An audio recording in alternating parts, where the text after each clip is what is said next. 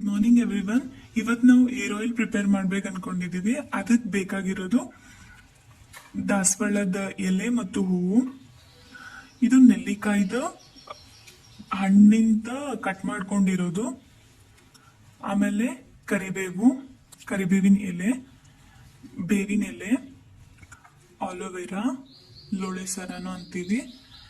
ಇದು ಎಷ್ಟಿ ಮಧು ಅಂತ ಸಿಗುತ್ತಾ ಮಾರ್ಕೆಟ್ ಅಲ್ಲಿ, ಪೌಡರ್ ಸಿಗುತ್ತಾ ಅದು. ಮತ್ತೆ ಇಲ್ಲಂತಂದ್ರೆ ಎಷ್ಟಿ ಮಧು ಸ್ಟಿಕ್ ಸಿಗ್ತಾವ, ಅದನ್ನ ನೀವು ಚಾಪ್ ಮಾಡಿ ಹಾಕೋಬಹುದು. ಇವಾಗ ಇದು ಅಮಲಕ್ಕಿ ಇದೆ ಅಲ್ಲ, ಸಾರಿ, ಇದು ನಾವು ಅಮಲಕ್ಕಿ ಅಂತ ಹೇಳ್ತೀವಿ. ನೆಲ್ಲಿಕಾಯಿ ಇದೆ ಅಲ್ಲ, ನೆಲ್ಲಿಕಾಯಿ ಹಣ್ಣಿಂದ ಪುಡಿ ಸಿಗುತ್ತಾ, ಇದು ನೆಲ್ಲಿಕಾಯಿ ಹಣ್ಣಿನ ಪುಡಿ.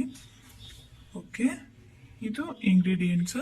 ಮತ್ತೆ ಇದು ಆಯಿಲ್ ಯಾವ್ದಂತ ಕೇಳ್ಬೋದು. ಆಯಿಲ್ ಕೊಬ್ಬರಿ ಎಣ್ಣೆ, ಬಾದಾಮ್ ಎಣ್ಣೆ, ಮತ್ತೆ ಕ್ಯಾಸ್ಟರ್ ಆಯಿಲ್ ಅಂತ ಏನಂತೀವಿ, ಹರಳೆಣ್ಣೆ, ಮೂರು ಮಿಕ್ಸ್ ಮಾಡ್ಕೊಂಡಿದೀನಿ. 1 ಲೀಟರ್ ಅಷ್ಟು ನೀರು ತಗೊಂಡು ಅದರಲ್ಲಿ ಕಷಾಯ ಪ್ರಿಪೇರ್ ಮಾಡ್ಕೋಬೇಕು. ಇದು ನಾವು ಲೀವ್ಸ್ ತಗೊಂಡಿದ್ದೀವಲ್ಲ, ಇದನ್ನ ಇದಕ್ಕೆ ಹಾಕ್ಬಿಟ್ಟು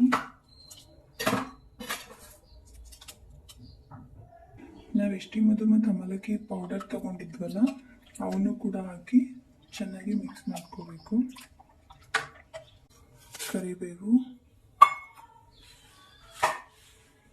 ನೆಲ್ಲಿಕಾಯಿ ಕಟ್ ಮಾಡ್ಕೊಂಡಿದ್ದೀವಲ್ಲ, ನೆಲ್ಲಿಕಾಯಿ ಮತ್ತೆ ದಾಸವಾಳದ ಹೂ ಮತ್ತು ಎಲೆ.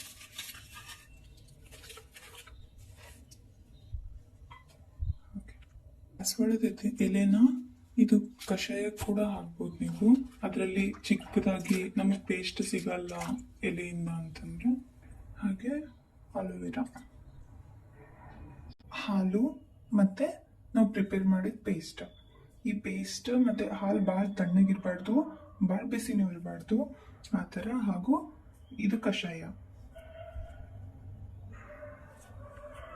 ಮತ್ತೆ ಆಯಿಲ್, ಒಂದು ಬೊಗಣಿಯಲ್ಲಿ ಆಯಿಲ್ ಹಾಕೋಬೇಕು. ಇವಾಗ ಇದಕ್ಕೆ ನಾವು ಪ್ರಿಪೇರ್ ಮಾಡಿದ ಕಲ್ಕನ್ ಹಾಕೋಬೇಕು. ಹಾಲು ಹಾಕೋಬೇಕು. ಹಾಲು ಹಾಕೊಂಡು ಪ್ರಿಪೇರ್ ಮಾಡಿದ ಕಷಾಯನ ಇದಕ್ಕೆ ಹಾಕಬೇಕು.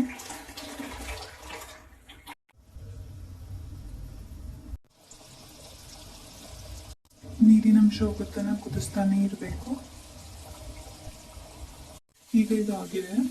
ಹೇಗೆ ಚೆಕ್ ಮಾಡೋದು ಅಂತಂದರೆ, ಸ್ವಲ್ಪ ತಗೊಂಡು ನಾವು ಯಾವಾಗ ಬೆಂಕಿ ಮೇಲೆ ಇಟ್ಟಾಗ ಸ್ವಲ್ಪ ತಗೊಂಡು ಇಲ್ಲಿಟ್ಟಾಗ ನೋಡಿ ಏನೂ ಇಲ್ಲ, ಸೌಂಡ್ ಬರ್ತಿಲ್ಲ.